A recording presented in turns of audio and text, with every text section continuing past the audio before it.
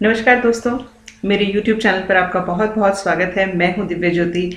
आज सुबह राजस्थान सेट का रिज़ल्ट जो है वो जारी हो चुका है। आज के वीडियो में मैं आपको बताऊंगी कि मैंने ये एग्ज़ाम जो है वो कैसे क्लियर किया। तो आज की वीडियो में हम स्पेशली दो चीज़ों की बात करेंगे। पहले मैं ये बात कर लूँ कि ये वीडियो जो है वो किसके लिए है। देखिए, आज जो है वो दो तरह का माहौल है। एक वो स्टूडेंट्स हैं जिनका सेट जो है वो क्लियर हो चुका है, वे डेफिनेटली वो खुशियाँ मना रहे होंगे। और दूसरा जो माहौल है वो थोड़ा सा उदासीनता का है, क्योंकि कुछ ऐसे स्टूडेंट्स भी हैं जिनका सेट जो एग्ज़ाम है वो क्वालिफाइड नहीं हुआ है। तो आज की वीडियो में मैं दो स्पेशल जो बातें हैं, फैक्ट्स हैं, उनके बारे में बात करूँगी कि ऐसी कौन सी चीज़ें हैं जो जिन्होंने मुझे हेल्प की ये एग्ज़ाम जो है वो क्लियर करने में, और वही चीज़ें जो हैं वो मैं आपके साथ शेयर करूँगी। और वो जो चीज़ें हैं वो मेरे पर्सनल एक्सपीरियंस पर बेस्ड हैं। मेरा इसमें कोई भी कल्पना जो है उसका समावेश नहीं है। तो पहली जो है हम बात करेंगे हार्ड वर्क की। आप ये कहेंगे कि हार्ड वर्क की बात तो सभी करते हैं, बट ये हार्ड वर्क जो है ये मैजिकल है, अपने आप में मैजिकल है। क्योंकि इसी हार्ड वर्क की बदौलत हम कोई भी जो टारगेट है उसको अचीव कर सकते हैं। बिना इसके कुछ भी पॉसिबल नहीं है। लक फैक्टर भी दूसरे नंबर पे आता है या तीसरे नंबर पे आता है, बट हार्ड वर्क जो है हमेशा पहले नंबर पे आता है जब भी हमें सफलता को हासिल करना होता है। और दूसरी आज के वीडियो में हम बात करेंगे वो है स्ट्रेस। स्ट्रेस नहीं, नो स्ट्रेस, यानी कि स्ट्रेस जो है वो बिल्कुल नहीं होना चाहिए। ये दोनों बातें जो है वो मैं अपने पर्सनल एक्सपीरियंस पे आधारित हैं। पर्सनल एक्सपीरियंस से ही मैं बात कर रही हूँ। ये बिल्कुल मेरा अनुभव रहा, चाहे वो सेट का एग्ज़ाम हो, चाहे वो नेट का एग्ज़ाम हो। जी हाँ, मैंने जून 2020 में नेट भी क्वालिफाई किया था, और अभी जो आज सुबह रिज़ल्ट आया है उसमें मेरा सेट भी क्वालिफाई हुआ है। तो एक बात मैं आपसे ये कहना चाहूँगी, आपने बहुत बार सुना भी होगा, that Rome was not built in a day. कोई भी जो चीज़ होती है वो उसको एक दिन में करना संभव नहीं होता है, चाहे वो कोई छोटा सा काम हो या सफलता जैसा बड़ा काम हो। तो ये कहावत अपने आप में ये बता रही है कि जो कोई भी बड़ा टारगेट अगर हम अचीव करने जा रहे हैं तो उसके लिए थोड़ा समय चाहिए होता है। और जब किसी एग्ज़ाम को क्वालिफाई करने की बात आती है तो बिल्कुल हमें थोड़ा एक लगभग 1 साल का, 6 महीने का, 2 साल का, और कभी कभी बहुत टाइम भी लग जाता है। पर ऐसा नहीं होता है कि सफलता मिलती नहीं है, बिल्कुल सफलता मिलती है, बट थोड़ा सा समय ज़रूर लगता है। और समय वो जो पूरा है हमें हार्ड वर्क को ध्यान में रखते हुए स्पेंड करना होता है। बिल्कुल उस समय में हमें मेहनत करनी होती है। अगर मैं मेरे एक्सपीरियंस की बात करूं, थोड़ा सा मैं अपने बारे में आपको बताती हूं। तो मेरे बारे में सुनने के बाद आपको ये लगेगा कि अगर मैं कर सकती हूँ तो आप भी कर सकते हैं, और बिल्कुल बहुत अच्छे तरीके से कर सकते हैं। देखिए, मेरा जो ग्रेजुएशन है वो 2005 में कंप्लीट हो गया था, और उसके बाद 2005 से लेकर 2017 तक मैं बिल्कुल इंग्लिश लिटरेचर के टच में नहीं रही थी। मेरा सब्जेक्ट इंग्लिश लिटरेचर था। मुझे बहुत पसंद भी था ये सब्जेक्ट, बट अनफॉर्चुनेटली मैं बिल्कुल भी कांटेक्ट में नहीं रह पाई लिटरेचर के। और 12 सालों के बहुत लंबे गैप के बाद मुझे फिर से लिटरेचर पढ़ने का मौका मिला, जब मैंने ये डिसाइड किया कि मुझे अपनी मास्टर्स जो है वो इंग्लिश लिटरेचर में करनी है। और उसके बाद सच मानिए मैंने पीछे मुड़कर नहीं देखा। 2017 और 18 में मैंने अपनी मास्टर्स कंप्लीट की, और उसके बाद 1-1.5 साल की तैयारी के बाद मैंने जून 2020 में नेट भी क्वालिफाई कर लिया।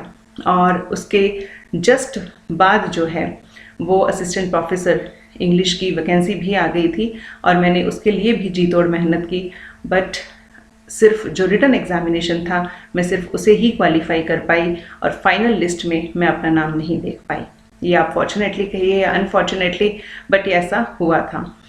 और उसके बाद जब बात आई सेट की, तो मैंने उसके लिए भी अपने सिलेबस को रिवाइज किया, और आज नतीजा जो है वो आपके सामने है। तो यहाँ पर एक बात जो हमारे सामने निकल कर आती है वो है कंसिस्टेंसी। तो बिल्कुल ये सही बात है कि consistency is the key to success.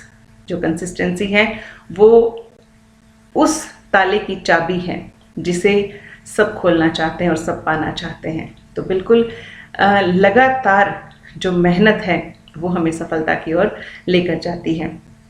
दो ही बातें इसमें है कि हार्ड वर्क अगर हम कर रहे हैं तो हार्ड वर्क करते करते हमें कंसिस्टेंट होना ज़रूरी है। और हार्ड वर्क भी आजकल के जो कॉम्पिटिटिव एग्ज़ाम्स होते हैं उसमें बहुत जो मतलब गधे जितनी मेहनत अगर मैं कहूँ तो उस तरह की मेहनत नहीं करनी पड़ती। हमें स्मार्ट वर्क भी करना पड़ता है, हार्ड वर्क के साथ साथ स्मार्ट वर्क, और उसके अलावा हमें कंसिस्टेंट रहना जो है वो बहुत ज़्यादा ज़रूरी हो जाता है।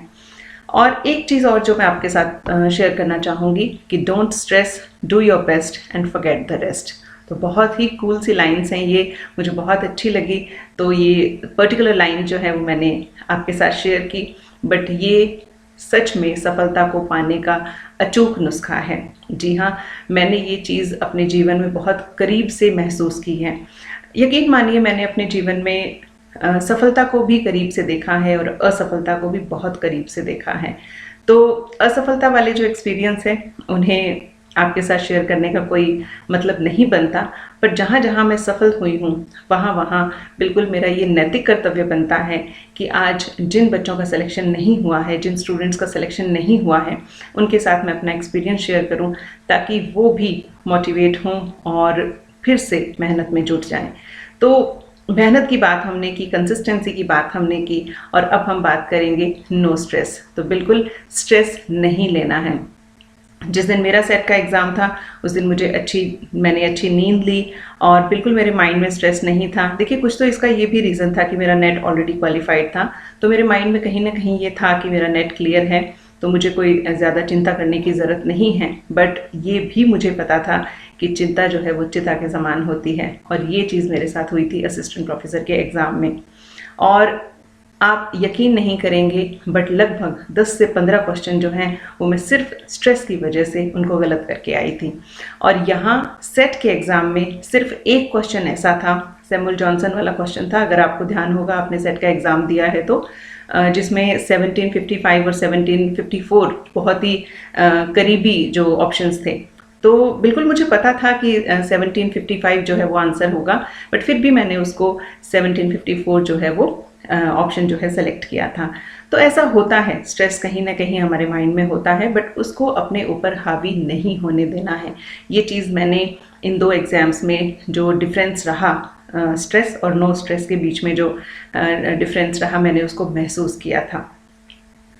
और इसके बाद देखो, एक छोटी सी कुछ पंक्तियाँ मुझे अच्छी लगी, आपके साथ शेयर करना चाहूँगी। मेहनत कर, मंजिल भी मिलेगी, मुकाम भी मिलेगा, इज्जत भी मिलेगी, सम्मान भी मिलेगा। साधनों की कमी के कारण होना मत उदास कभी, इरादे अगर नेक हो तो बरकत ज़रूर होगी। तो देखिए, साधनों की कमी में सबसे बड़ी कमी मैं ये मानती हूँ कि समय की कमी जो है उसको साधनों की कमी माना जा सकता है, क्योंकि किताबें और नोट्स और आजकल इंटरनेट भी बहुत सस्ता है, तो ये सब चीज़ें जो हैं इसको अफोर्ड कर पाना मुश्किल नहीं है, बट समय जो है वो बहुत कम रहता है। और आज की तारीख में मैं एक हाउसवाइफ हूँ, आज से पहले भी हाउसवाइफ थी, और उम्मीद है कि कभी अपनी जो इच्छित पद है मेरा उसको मैं ज़रूर प्राप्त करूँगी, पर फिलहाल आज के टाइम में हाउसवाइफ हूँ। तो एक हाउसवाइफ की जिम्मेदारियां क्या होती हैं इसको आप भली भांति समझ सकते होंगे। अपने परिवार और अपने आसपास की जितनी भी जिम्मेदारियां हैं उनको पूरा करने के बाद मुझे जितना भी समय मिलता है मैं सिर्फ उसी में ही पढ़ती हूँ। और बिल्कुल भी मुझे कभी ऐसा नहीं लगा कि मेरे पास समय कम है। इसका कारण ये था कि मैं कंसिस्टेंट थी। मैंने लिटरेचर को 2017 के बाद एक दिन के लिए भी नहीं छोड़ा, क्योंकि ये मेरा पैशन था। और देखिए, स्पेशली तो यही बातें थी। बाकी जो आज की वीडियो में मैंने आपसे सिर्फ दो चीज़ें डिस्कस की हैं, आपका हार्डवर्क और आपका स्ट्रेस ना लेना। अगले वीडियो में बिल्कुल सेट एग्ज़ाम और नेट एग्ज़ाम के लिए मैं बुक्स, स्ट्रैटेजी, टाइम मैनेजमेंट, इनके नोट्स और हमारी प्रिपरेशन में रोल ऑफ इंटरनेट जो है वो क्या रहता है इसके बारे में भी बात करूँगी। तो अगर आपने मेरे चैनल को सब्सक्राइब नहीं किया है तो प्लीज़ मेरे चैनल को सब्सक्राइब कर लीजिए, क्योंकि मैं अपने चैनल पर इंग्लिश लिटरेचर से रिलेटेड बहुत सारा कंटेंट जो है वो भी अवेलेबल करवा रही हूँ, जो आपको नेट और सेट क्वालिफाई करने में बहुत हेल्पफुल रहेगा। So thank you very much for watching this video. मिलते हैं जल्दी अगले वीडियो में।